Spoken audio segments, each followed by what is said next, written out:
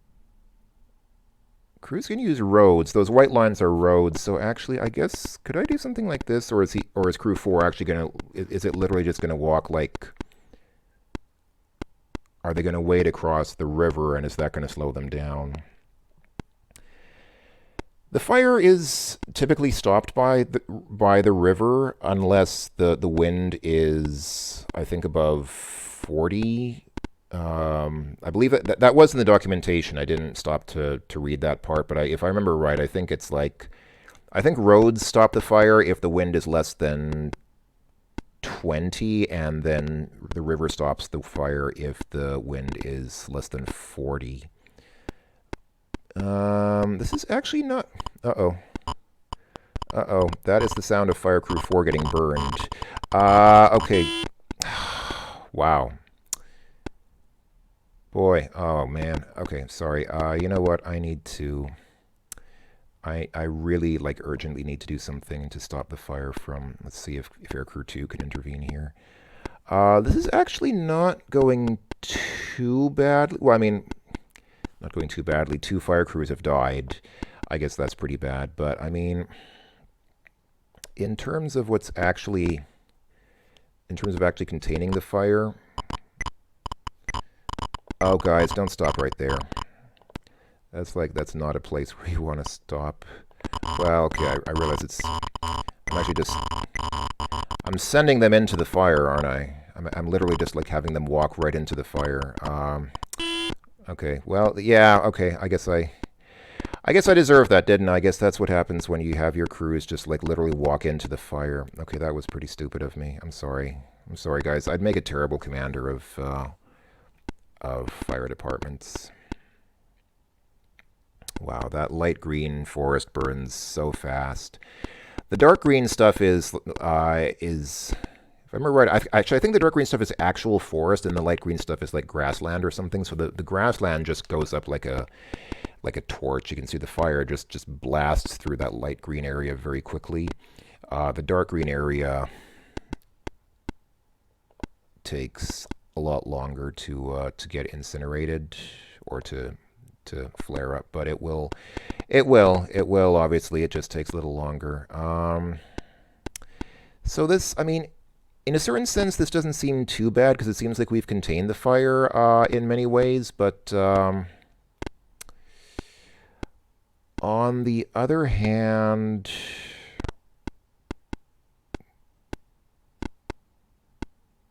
yeah, like, see, that retardant drop is so short, the fire is just going to go around it. Like, it doesn't really do anything. Okay, I'm pretty bad at this game. I mean, I think you get the idea that this is basically how the game works. Also,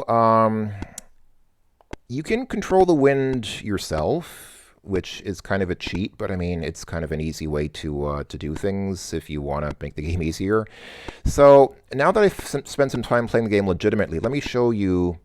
Let's start a new game and do probably like the easiest possible scenario, which is, hold on, let's make the options really easy. So fire speed is slow, let's make the cruise fast, and then drop time short, and then fuel time none, which means the airplanes can take off as soon as they land again.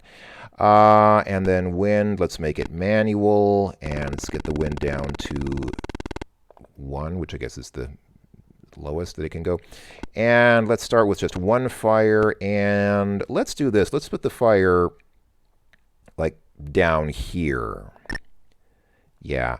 And then let's make the wind blow from the northeast a little bit so that it's actually blowing the fire into the river. And I think this should theoretically, I guess I should probably still have crew 2 step out here and cut a fire line just in case. But I think what this is going to do is pretty much limit the spread of the fire. Actually, we can make the wind a little bit faster. Okay, crew 2, start cutting a fire line like, let's say about like that. But actually, I don't think we even need that fire line because, yeah, the fire's not spreading towards the east. It's only going to the left because of the wind. And there There we go.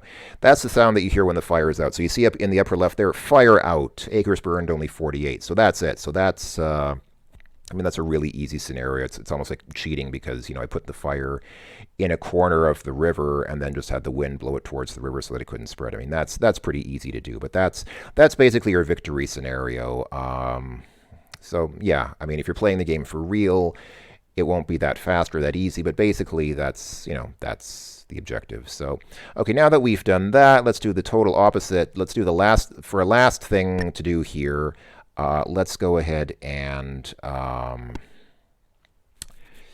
do the opposite. Let's try to burn everything. So let's make everything terrible. Let's say the fire speed is fast, and I guess we can make our crews fast as well. It doesn't really matter because I'm not gonna use them. But let's see. Wait, no, drop time should be short. That's easier. Okay, and wind. I don't know.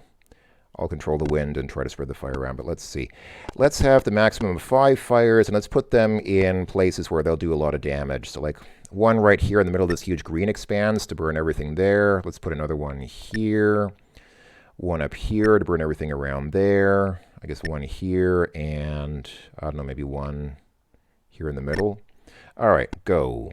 There we go. Let's just watch what happens. Actually, I'll turn off the wind, or turn it down as low as it'll go. And you can kind of see how the fires expand fairly uniformly. I mean, like you can see, they basically just expand in a more or less circular way. Well, now they look a little bit ovaloid, ellipsoid, because the wind was blowing them. But yeah, this is basically what happens. The fires just spread out in all directions, like 360 degrees. So if you really want to burn everything, you can, I mean, obviously just wait and, just wait it out, and you can help the fire out with the wind if you want to. But I don't think it really needs any help right now. It just it'll do its own thing. So yeah. Don't try this at home, folks. This is not, I mean, obviously that goes without saying. I mean, people wouldn't, well,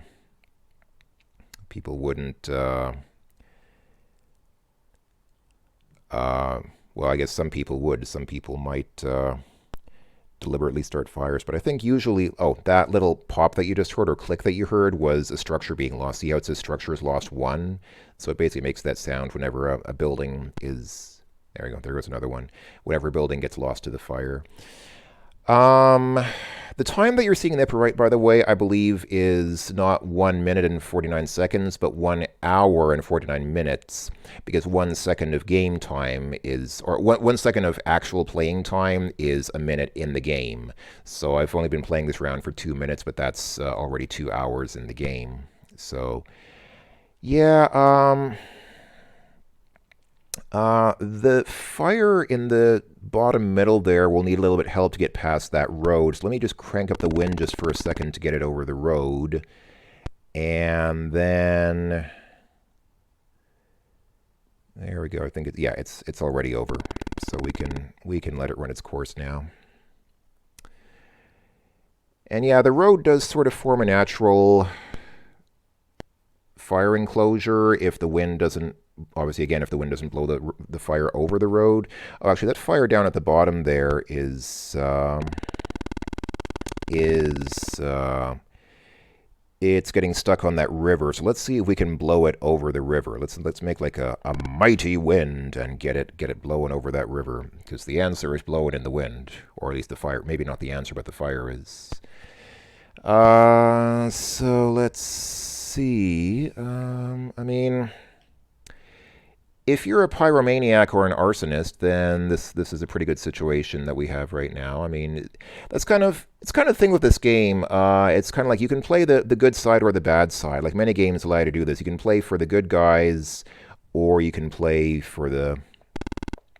it's like, I mean, most World War II simulations will let you play as... Whoa, what happened? Suddenly those fires seem to like just start spreading way faster. Oh, probably because of the wind. Probably because I cranked the wind up so high. So you can see on the north side, the fires are kind of that red color because they're not burning as intensely because the wind is pushing them back. But they are still spreading. They are definitely spreading. They're just spreading slower. So I'm just waiting for that fire in the lower left to get... Okay, it's already over the... It's already over the stream, actually. So I guess I can... leave it, but I'm just waiting for... Yeah, actually, hold on. Let me...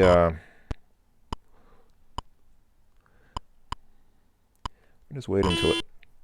There we go. One crew just got destroyed. Wait, which one was that? Oh, I think it was Ground Crew 3. Yeah, Ground Crew 3 is... they are toast. Wow, how is the fire... How is the fire in the upper left? How did it get over that road when the wind is blowing so strongly from the north? I didn't think that would be possible. That's pretty crazy. Okay, well, that is one tenacious fire. Tenacious F. Wow. Okay, well, I don't think this fire needs too much more helping, so I'm just going to let it sit for a while. Speaking of being a pyromaniac, there's that great DOS game called Pyro, which is about being a pyromaniac in buildings and setting the buildings on fire. You play in buildings like I think like the U.S. Library of Congress and the IRS building and places like that. You're just a pyro and you just want to destroy all these buildings. It's kind of a... it's actually kind of a fun game. It's all text, like it's text mode, but it's actually surprisingly fun. I should probably feature that game on my channel sometime. If you folks haven't seen the game, I would recommend it if you like these kinds of DOS games. It's, like I said, it's text mode, but it's pretty cool. So yeah, I feel like almost half of the map has already been burned, so that's not good, but I mean it's in keeping with what I'm trying to do here. I mean, again, like don't try this at home, but yeah, just letting things run their course. Who's burning now? Oh, it looks like Ground Crews 1 and 2 are now on the front lines of fires.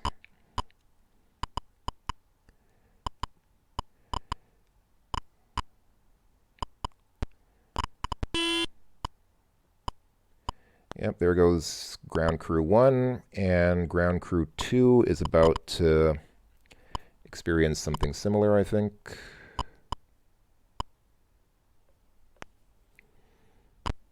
I mean, I could try to rescue them, but it's kind of impossible because I mean, if everything's going to be burned eventually anyway, then there's really not going to be any place for them to take shelter. So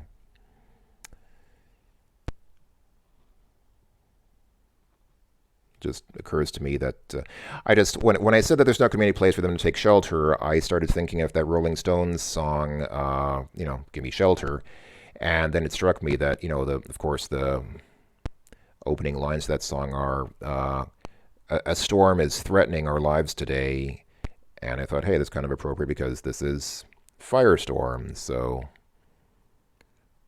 Oh, a firestorm's threatening. Sorry, I cannot sing, especially not in my current state. I don't have a voice. Like I said, I can talk, but I don't have a voice for singing right now because I'm still a little bit sick, and that's not really a song that I think my voice is suited to anyway, so my apologies.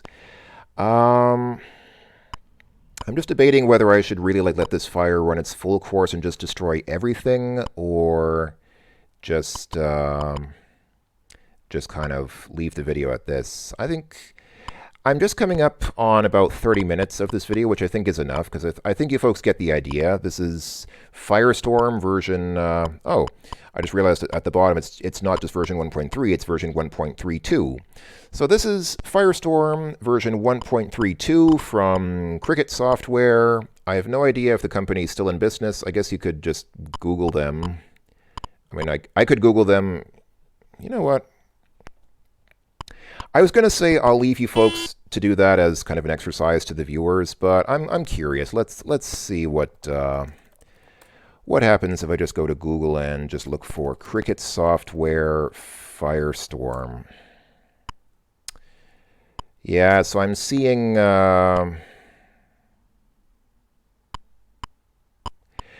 quite a bunch of links to abandonware sites.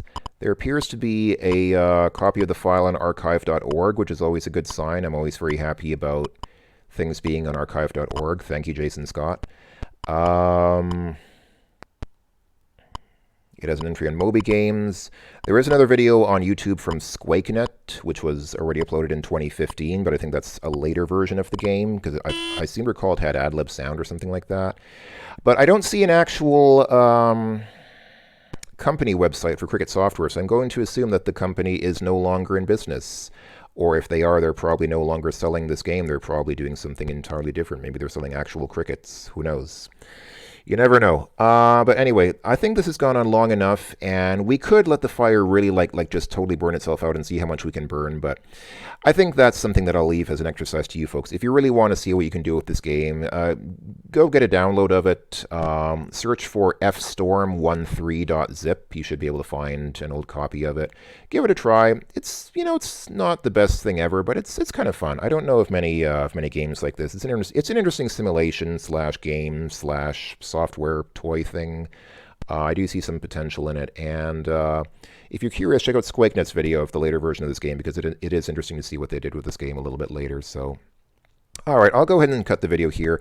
Thanks for watching, everyone. Hope that you enjoyed. And again, all wishes and hopes and prayers, if you're religious, and thoughts and ideas and encouragement to our friends in Australia, where boy, it's pretty bad out there. So yeah, we're thinking of you folks, and we hope that you're all okay.